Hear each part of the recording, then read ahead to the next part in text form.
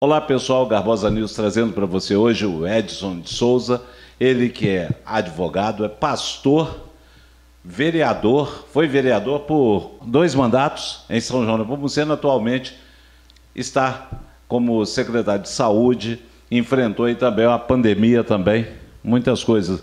Do meu lado aqui, Ney Medina, a quem eu saúdo e dou boas-vindas hoje aqui novamente. Obrigado, Paulo. Um abraço ao Edson aí, obrigado pela sua presença também. Um abraço a todos que nos acompanham no Garbosa News. Mais um podcast com uma importante presença hoje do Edson de Souza. Olha, e para você, inscreva-se no canal, deixe o seu ok aí e compartilhe. Ajude o Garbosa News fazendo o seu compartilhamento e também se inscrevendo no nosso canal. Ao Edson, eu dou boas-vindas aqui ao Garbosa News. Privilégio recebê-lo aqui. Obrigado, Paulo. Prazer estar aqui. Um convite também do Ney Medina, um amigo, que, na verdade, nós vemos mais afinidade na Câmara Municipal, podemos aprender muito. E você, a gente está, embora você está me cobrando, né, de vir aqui, né, a gente dá uma entrevista, mas estamos aqui para Fui atendido aí. Um bate-papo aí. Tamo junto. Ô Edson, o assunto nos preocupa muito, esse assunto recente aí, que é as eleições 2022, primeiro turno, né? Um primeiro turno que aconteceu aí, nós querendo saber o que você achou dessa disputa apertadíssima aí e com esses quase empate, né? Uma multidão na rua do lado do Bolsonaro, outro candidato, Lula, não podia nem sair na rua, não pode sair, só fala para pessoas do meio dele. E fala pra gente aí, como é que você viu isso? Eu notei que você tem uma preocupação também, você é pastor, existe aí algumas coisas aí nesse meio aí que está aterrorizando o povo brasileiro, né? Então, Paulo, eu fiquei surpreso com o resultado das eleições, porque o Bolsonaro levava a quantidade de gente para a rua, né, as manifestações, nós mesmos fizemos aqui uma carreata em São João, muitas pessoas.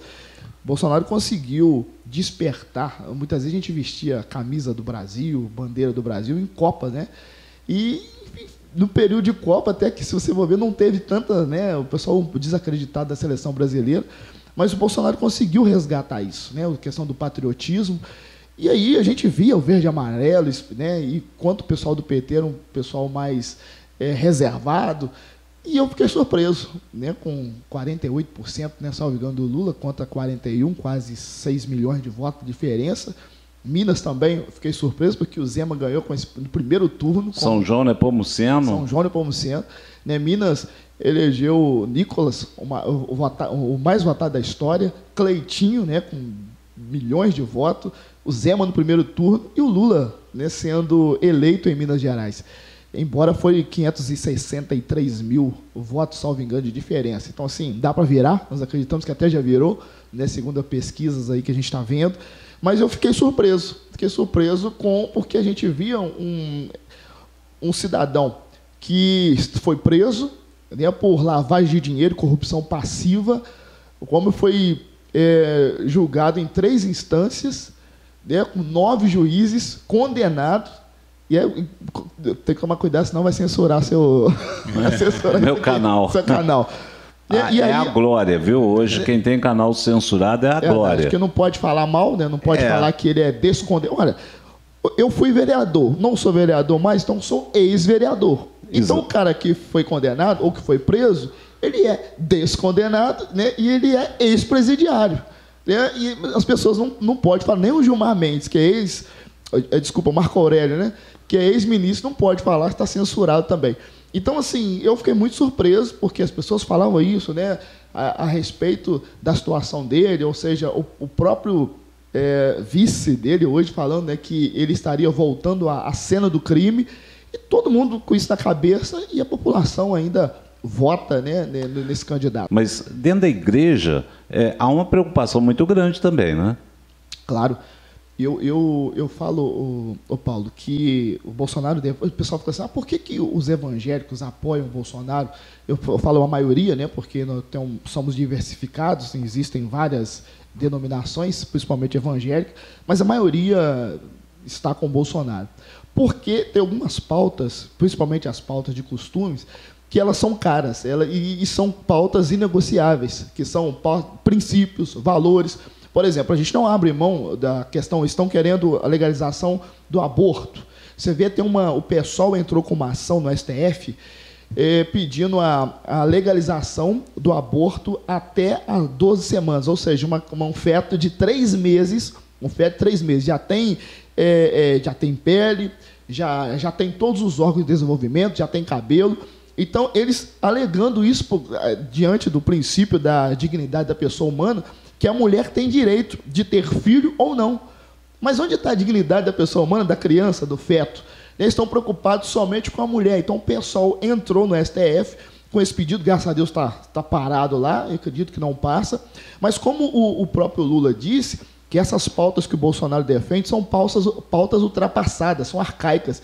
E é isso que a gente defende. Eu não posso apoiar uma legalização das drogas.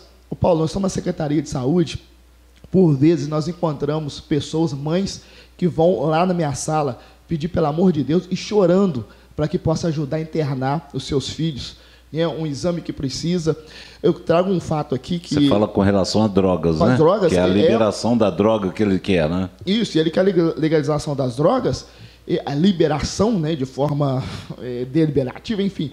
Só sei que, para você ter ideia, uma mãe chegou lá comigo, conversando na minha sala, que precisava de uma consulta para o filho. Então eu falei assim, olha, mas onde você mora? Você mora no bairro tal, então você tem um posto de referência. Não, Edson, eu não posso levar o meu filho naquele posto. Eu falei, por quê? Porque o meu filho deve o traficante e eu não posso levar. Eu falei, então leva no postal. Não, eu não posso porque meu filho deve o traficante. Eu falei, então leva no terceiro. Não posso também. Então, assim, para você ver, dentro de São João de Nepomuceno, uma situação dessa, e como eu posso ser a favor de uma liberação de drogas. Nós vemos hoje pessoas sendo destruídas, mães chorando. Uma contou para mim que chegou em casa mais cedo na hora do almoço, o seu filho estava saindo com a geladeira, Onei, com a geladeira para vender na biqueira, para trocar em drogas. Como que eu posso pensar nisso na liberação de drogas, né? Liberação de drogas, legalização do aborto, censura, né, à imprensa, ideologia de gênero. A pessoa pode ser o que quer, a opção sexual pode ser o que quer. Agora, eu não sou obrigado a engolir, não sou obrigado a fazer casamento de pessoas, né, de mesmo sexo, eu como pastor, né, eu não sou obrigado a engolir. Cada um tem o direito de ser o que quiser, mas tem que respeitar a opinião do outro. Então, são pautas que, para nós, são inegociáveis. E por isso que a gente acha, a gente entende, não tem certeza, que o Bolsonaro ele defende essas pautas que, para nós, os cristãos, são inegociáveis. Só para completar, que é um assunto para frente ainda, ele é polêmico, e se você tiver disponibilidade, Edson, numa outra oportunidade, nós falamos de um tema que, às vezes, ele está em evidência para muitos e para outros tantos não, que é a nova ordem mundial, que fala em redução populacional. E a redução populacional, ela está defendida aí nesse socialismo do PT, com a ideologia de gênero, com o aborto, né? Pessoas de mesmo sexo não têm filho, o aborto nasce menos pessoas. Então, é um tema bastante interessante para a gente falar da nova ordem mundial mais para frente, para ir quebrando esses tabus, que o socialismo está diretamente ligado a essa pauta. Eu queria abrir um parênteses aqui. Nós tivemos, né, juntos no mandato 2017 e 2020, no Legislativo. Foi uma honra para mim estar ao seu lado, aprendi bastante também. E nós enfrentamos lá, nós experimentamos o governo do PT lá, porque nós pegamos 2 anos, 2017 e 2018, enquanto vereadores, da administração do PT em Minas Gerais, e depois pegamos 2019, 2020 com o novo no Zema. Então, eu queria também que você falasse um pouco da sua experiência também, porque eu senti um município sem recurso. Ele não tendo recurso, a hora que você faz uma indicação para beneficiar a comunidade, nós não conseguimos, porque nós não víamos o repasse de PVA, ICMS, Fundeb.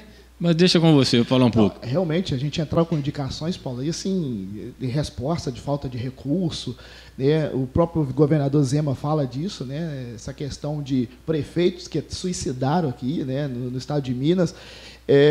A própria saúde, a gente vê essa dificuldade. Lembrando, Edson, que eu tive o privilégio de entrevistar aqui em São João o Romeu Zema quando ele era pré-candidato.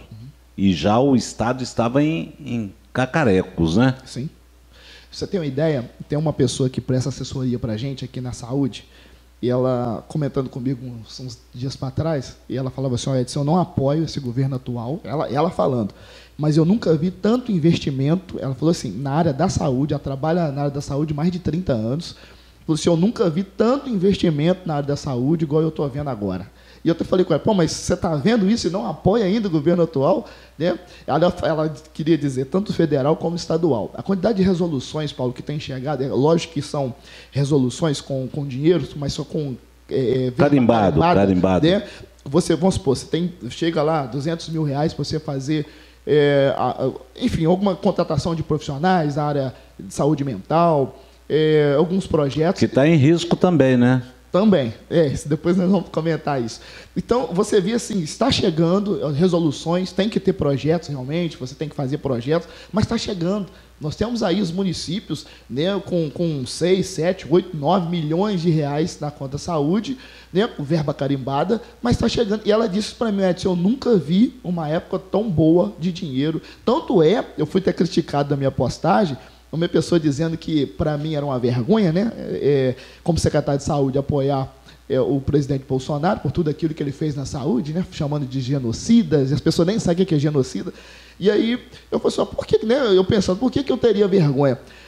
A quantidade de secretários, né, de saúde que estão apoiando o governador, ou que apoiaram o governador, estão apoiando o prefeito, o presidente, né, o Bolsonaro, porque estão vendo isso, essa questão financeira que está chegando nos municípios, por isso que nós estamos apoiando. Então, eu tenho questão né, da minha pasta hoje, que é a saúde, a minha questão ideológica, a minha questão religiosa, eu vejo no Bolsonaro hoje a melhor opção. Eu falei no vídeo que eu fiz, né, que quando você aperta o número do candidato e aperta confirma, você está dizendo assim, eu concordo, eu assino embaixo com as ideologias. Com tudo? Com tudo que esse candidato defende. Então, eu não posso apoiar o Lula, que defende várias pautas que é contra meus princípios. Por isso, é a minha melhor opção, e muitas pessoas também, apoiando o presidente Jair Bolsonaro. Além disso, Edson, você me permite, Paulo, na situação que você mencionou da saúde, se todos os prefeitos do Brasil tivessem levantado bandeira no primeiro turno, porque não teve um município, eu já falei aqui num outro podcast, não teve um município que não recebeu recurso federal para ajudar na pandemia, pagando inclusive salário de servidor. Sim. Então, mas eu acredito esse recurso chegando nos municípios por conta do controle orçamentário, do controle financeiro, de não ter debandado esses recursos, porque você não ouviu falar em corrupção. Diferente de outros governos, se tivesse a corrupção que estava em governos anteriores, não tinha recurso para mandar para os municípios. Então, foi essa folga, entre aspas, que você teve para poder contornar essa situação, tanto na assistência social, quanto na saúde também. É por isso que a maioria dos secretários de saúde estão se posicionando, né? E como eu disse anteriormente, agora os prefeitos no segundo turno, nós estamos vendo mais aqui em Minas Gerais, estão se posicionando. Mas se tivesse feito isso no primeiro turno, talvez já estaria definido. E sem contar que não é só a Secretaria de Saúde, não. Acho que nenhum município viu tanto dinheiro quanto nessa gestão, né? Com certeza. E se você vê ainda na área da saúde, aí na pandemia, os espertalhões aí, né, aproveitaram do dinheiro, né, que vieram para os municípios, por exemplo, Consórcio Nordeste, por exemplo, com respiradores, né, estão respondendo até hoje a questão dos respiradores, porque sumiram, compraram respiradores com valores superfaturados, enquanto Minas comprou, tipo assim, né, com valores bem mais baixos, pela responsabilidade do Zema. A gente vê essa demandada que foi de dinheiro, porque as pessoas estavam acostumadas com a corrupção, né, acostumado com dinheiro, e aí... Solto, livre. Quando o Bolsonaro diz, né, se não roubar, dá para fazer. Você tem ideia, Paulo? Eu fico vendo a imprensa batendo, né, a grande mídia batendo no presidente, mas ele fechou, né? Ele fechou a torneira.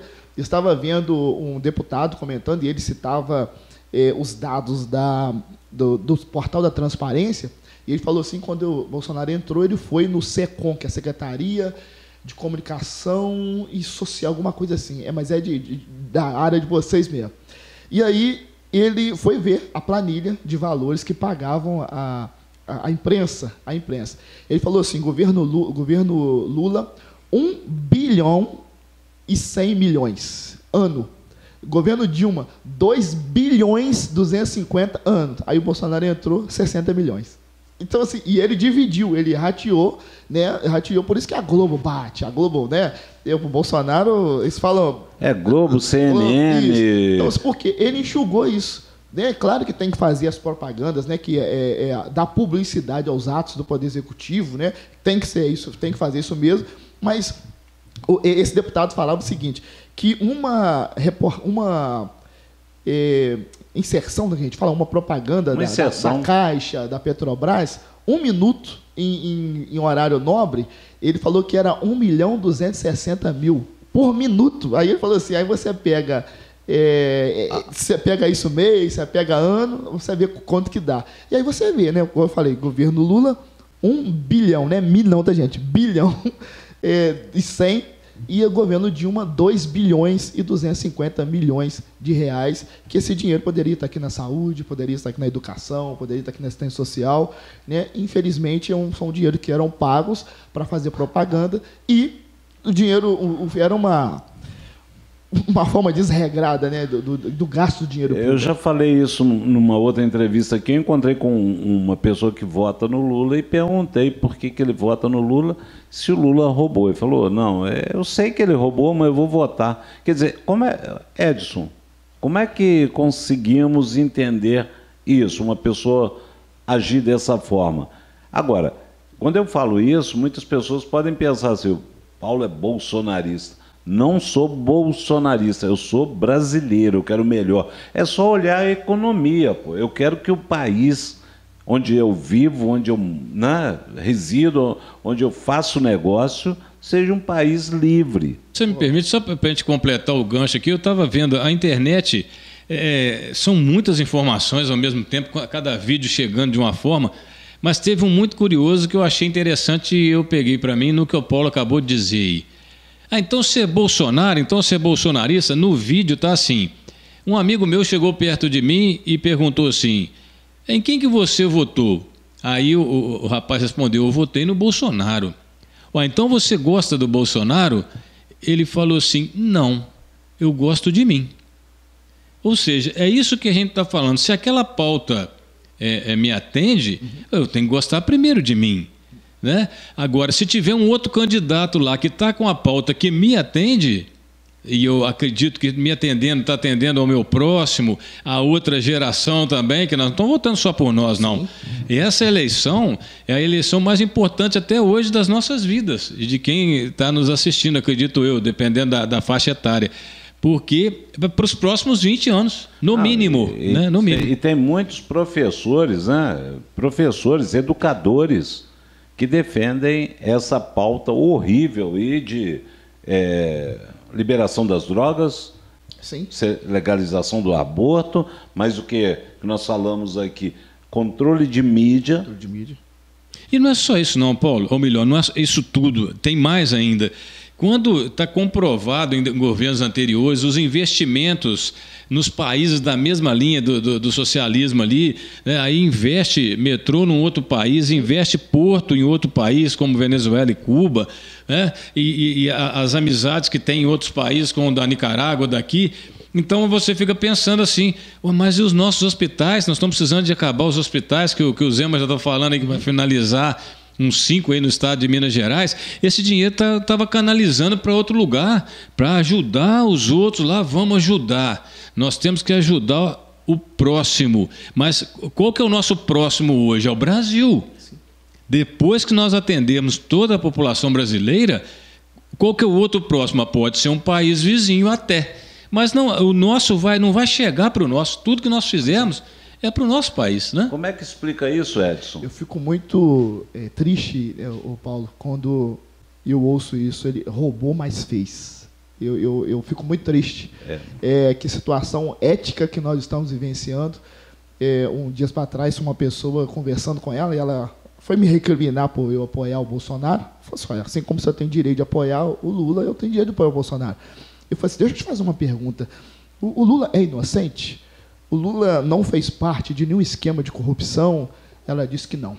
Falou que não, que quem corrompeu foram os ministros e foram os secretários. Eu falei, mas o Lula não fez isso? Não. Você vê Palocci, a delação premiada, falando que o Lula sabia de tudo. Né? O pessoal do Odebrecht falando que 40 milhões. E aí foi o Palocci falando... Devolver o dinheiro. Devolver o dinheiro. E aí, assim, eu não quis mais conversar porque já estava com a mente cauterizada e não tem como você mudar. Né? Eu fico muito triste porque eu tive que ouvir isso. Ele roubou, mas fez. Ele roubou, mas foi o pai dos pobres. Então, assim, eu fico vendo onde nós vamos chegar. Eu fico triste, porque, assim, como o Ney falou, nós estamos vendo um país para os nossos filhos, para o meu filho. Meu filho tem 2 anos e 8 meses. Qual país que eu vou deixar para o meu filho? Né? Qual o futuro que eu quero para o meu filho, para a minha família? Edson, tem uma outra coisa também. Direito à propriedade. Na Argentina, me parece que já encaminharam o documento para cortar o direito à sucessão de prédios, né? Então... A Constituição fala que a propriedade deve exercer a sua função social, né? que é moradia. Imagina, hoje a gente, quem tem condições, né, compra um terreninho, deixa ali, que você vai acabando... você não vende ele agora, mas ele vai se valorizando, você deixa um terreninho ali, né? Daqui a um tempo você comprou por 50 mil, dependendo dos anos, chega a dobrar.